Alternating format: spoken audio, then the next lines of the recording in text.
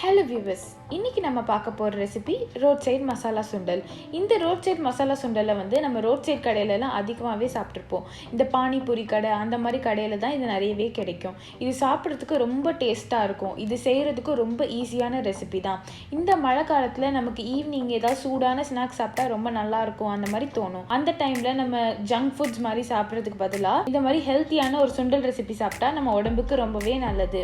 இந்த ரெசிபியை எப்படி பண்ணுறதுன்னு இந்த வீடியோவில் நம்ம பார்க்கலாம். நீங்க என்னோட சேனலை ஃபர்ஸ்ட் டைம் பார்க்குறவங்களா இருந்தா வெல்கம். மறக்காம என்னோட சேனலை சப்ஸ்கிரைப் பண்ணிடுங்க.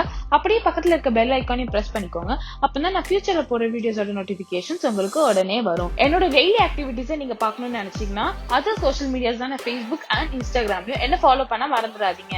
These are the ingredients for the roadside masala sundal. I have demonstrated this video in Tamil with English subtitles.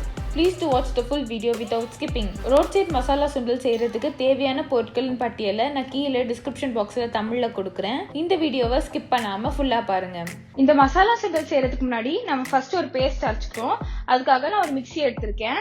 அதுல ஒரு பெரிய வெங்காயத்தை சாப் பண்ணி ஆட் பண்றேன். ஒரு தக்காளி ஆட் பண்றேன். 2 டேபிள் ஸ்பூன் துருவின தேங்காய் ஆட் பண்றேன். 1/2 டீஸ்பூன் மிளகு ஆட் பண்றேன். 1/2 டீஸ்பூன் ஜீரகம் ஆட் பண்றேன். 3/4 டீஸ்பூன் சோம்பு ஆட் பண்றேன். ஒரு துண்டு பட்டை ஆட் பண்றேன். 3 கிராம்பு ஆட் பண்றேன். அடுத்ததான் நான் 1 டீஸ்பூன் மிளகாத்தூள் ஆட் பண்ண போறேன். இது 1 டீஸ்பூன் நார்மல் மிளகாத்தூளும் 1/2 டீஸ்பூன் காஷ்மீரி மிளகாத்தூளும் கலருக்காக ஆட் பண்ணிருக்கேன். 1 டீஸ்பூன் தனியா தூள் ஆட் பண்றேன். அடுத்ததா நான் 1/2 table spoon ginger garlic paste add பண்றேன். உங்ககிட்ட ஜிஞ்சர் கார்லிக் பேஸ்ட் இல்லனா ஜிஞ்சரும் கார்லிக்கும் சேர்த்து ஆட் பண்ணிக்கோங்க. அடுத்ததா கொஞ்சமா கொத்தமல்லி ஆட் பண்றேன். இப்போ இது எல்லாத்தையும் சேர்த்து நல்ல பேஸ்டா அரைச்சுக்கணும். நான் அரைச்சு எடுத்துட்டு வந்து கிட்ட காட்டுறேன். இப்போ நம்ம அரைச்சாச்சு. இந்த மாதிரி அரைச்சுக்கோங்க. நான் தண்ணி எதுவுமே ஊத்தாம தான் அரைச்சிருக்கேன். இப்போ நெக்ஸ்ட் ஸ்டெப் பார்ப்போம். நான் காஞ்ச பச்சை பட்டாணிய நைட்டு ஃபுல்லா ஊற வச்சுட்டு அடுத்த நாள் காலையில ஒரு 6 விசில்ஸ் விட்டு குக் பண்ணி எடுத்து வச்சிருக்கேன். இதுல கொஞ்சமா மஞ்சத்தூளும் கொஞ்சமா பெருங்காயத்தூள் மட்டும் ஆட் பண்ணிருக்கேன். உங்களுக்கு பச்சை பட்டாணி கிடைக்கலனாலும் நார்மலா வெள்ளை கலர்ல இருக்க காஞ்ச பட்டாணியை யூஸ் பண்ணலாம் இதுக்கு. இப்போ இதை லைட்டா மேஷ் பண்ணி விட்டுடலாம். நான் 1 கப் பச்சை பட்டாணி எடுத்திருந்தேன். அதுல 3 கப் தண்ணி விட்டு நான் வேக வச்சு எடுத்து வச்சிருக்கேன். இப்போ நம்ம இது லைட்டா மசிச்சு விட்டாச்சு. அடுத்ததான் நம்ம குக் பண்ண ஸ்டார்ட் பண்ணிடலாம். இப்ப நம்ம மசாலா செய்ய ஆரம்பிக்கலாம். அதுக்கு ஃபர்ஸ்ட் நான் ஸ்டவ்ல ஒரு பேன் வச்சிருக்கேன். அதுல 3 டேபிள் ஸ்பூன் எண்ணெய் ஊத்துறேன். இது நார்மல் சன்ஃபிளவர் ஆயில் தான்.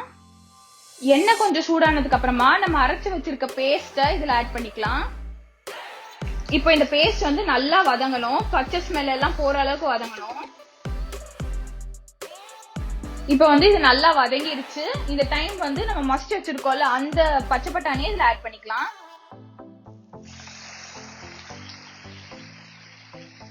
இப்போ இதை நம்ம மிக்ஸ் பண்ணி விட்டுக்கலாம்.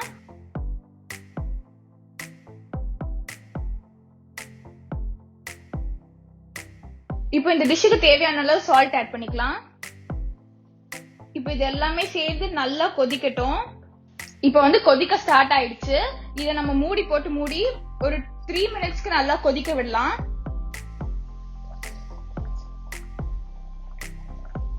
இப்ப நல்லா கொதிச்சிருச்சு. பட் இன்னும் கொஞ்சம் தண்ணி இருக்கு, அதனால இன்னும் கொதிக்கட்டும்.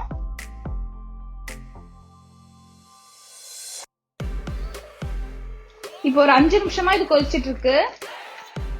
ஃப்ளேம் கொஞ்சம் சிம் பண்ணிக்கோங்க. இப்ப நான் 2 டீஸ்பூன் கடலை மாவை 4 டேபிள் ஸ்பூன் தண்ணியில கரைச்சு வச்சிருக்கேன். அதை இதுல ஆட் பண்றேன்.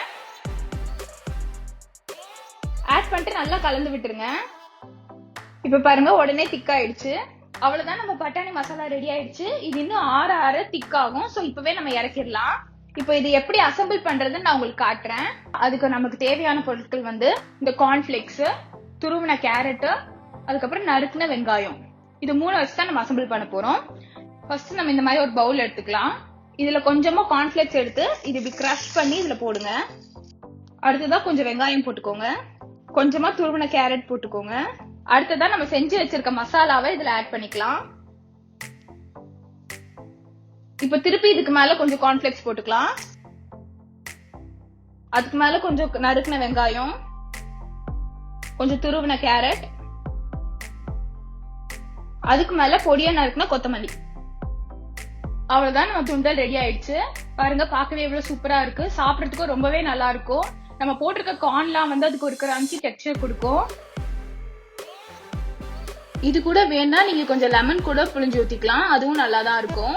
அது ஆப்ஷனல் தான். இந்த வீடியோவை ஃபுல்லாக பார்த்ததுக்கு தேங்க்யூ. இந்த ரெசிபியை நீங்களும் உங்கள் வீட்டில் ட்ரை பண்ணிவிட்டு உங்களோட எக்ஸ்பீரியன்ஸை என்கிட்ட கமெண்ட் செக்ஷனில் சொல்லுங்கள்.